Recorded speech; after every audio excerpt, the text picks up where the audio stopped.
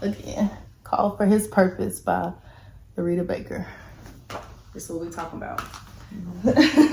So, your book gave a lot of advice to mothers, to children, to women in general, which was very, very helpful.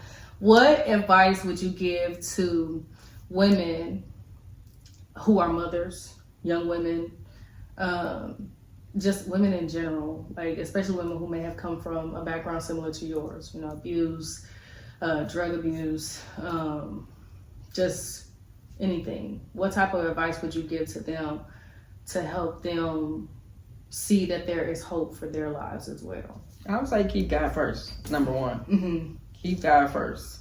Stay connected to Him. Pray. Read your Bible. Yeah.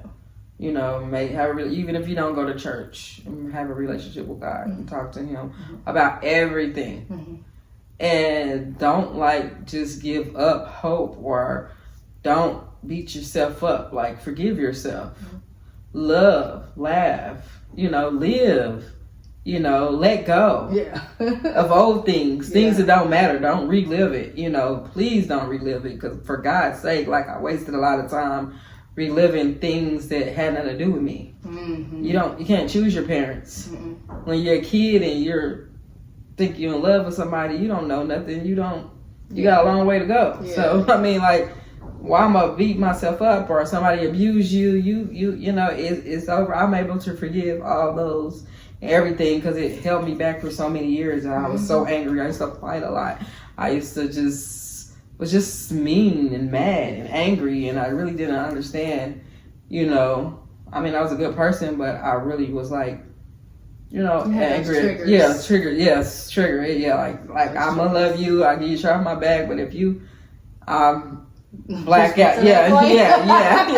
And I didn't like that person, because I always knew I wanted to be a businessman. Mm-hmm. So I had to step outside of myself and needed to evolve. Yeah. So now that's not who I want to be, but just invest in yourself. Mm-hmm. Find out what you want to do. Mm-hmm. You know what I'm saying? Find out who you're supposed to be. Mm-hmm. In God, purpose is your happiest place. It's not a man. Exactly. It's not your kids. Yeah. It's not these jobs. Mm-hmm. It's who you're called to be. So tap into that. That's your happiest space, and don't forgive people that hurt you.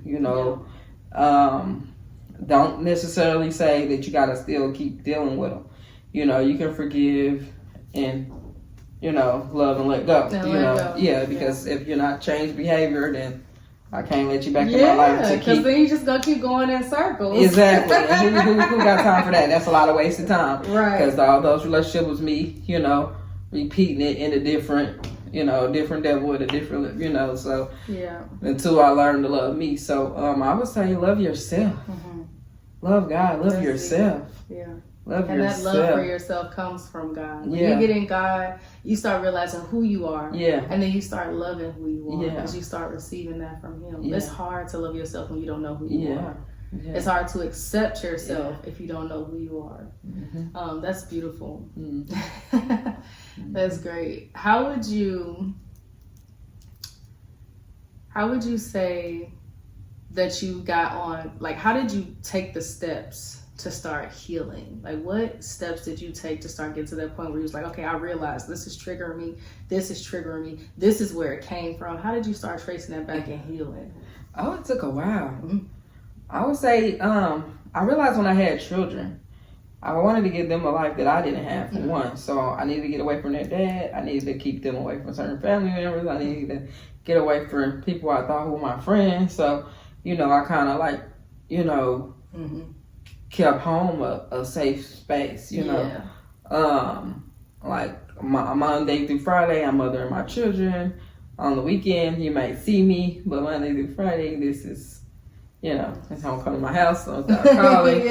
I just was real disciplined. You would have thought I was in a service or something. The way I kind of lived my life, because I just wanted to undo those things, but I wasn't necessarily healing at those times. Time was passing by.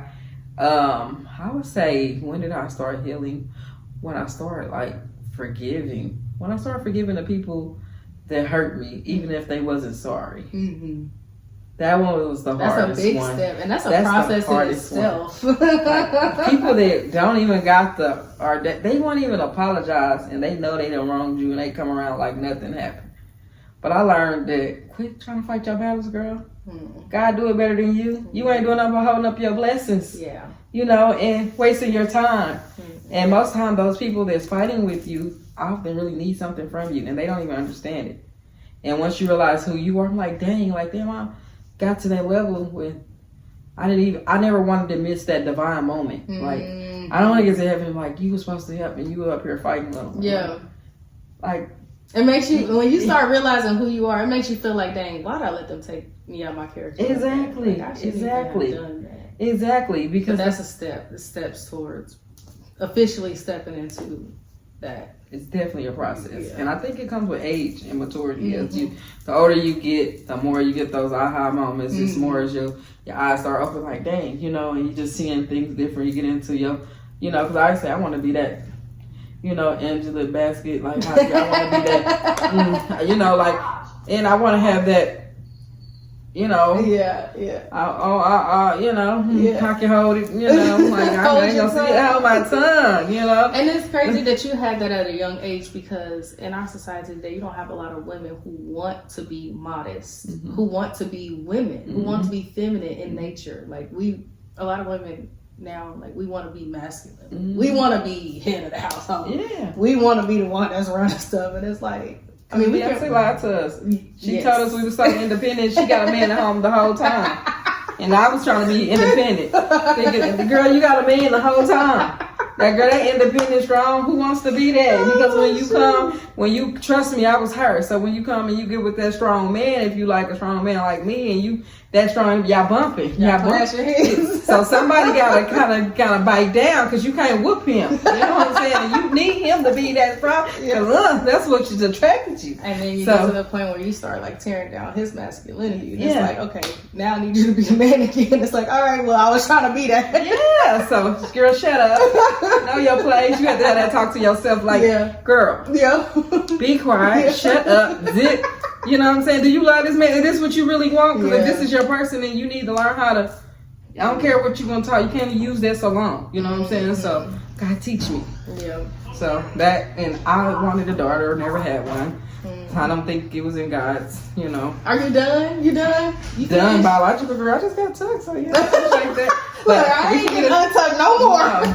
Well, we can do surrogate if he's, you know, later on, if he wants to do that. I'm interested in that, but not right now. But yeah, done. Well, you still got you got young ones, you got little ones. So. Yeah. They want one. We'll see what's in the making, and once I get a ring on.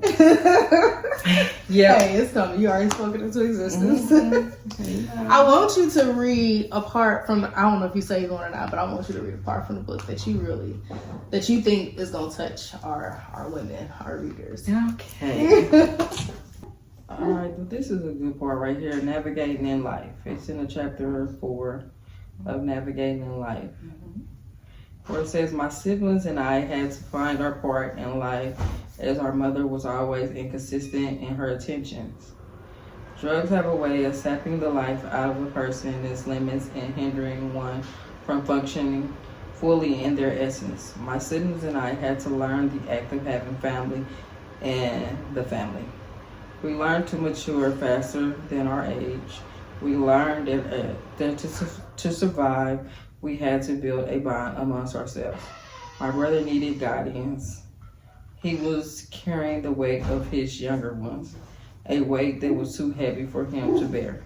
It was the weight that led him into a dark place, where he had to mingle with people of several sorts. One of the challenges of growing up is having to deal with tough situations alone. He was a stand-in father, if you could call it that way, because our stepfather was confined to whatever. You couldn't really blame him. Well, anyway, in this part, in our situation, I would say on this one, just like when my siblings having to grow up, don't do that. Don't let your kids grow up too soon.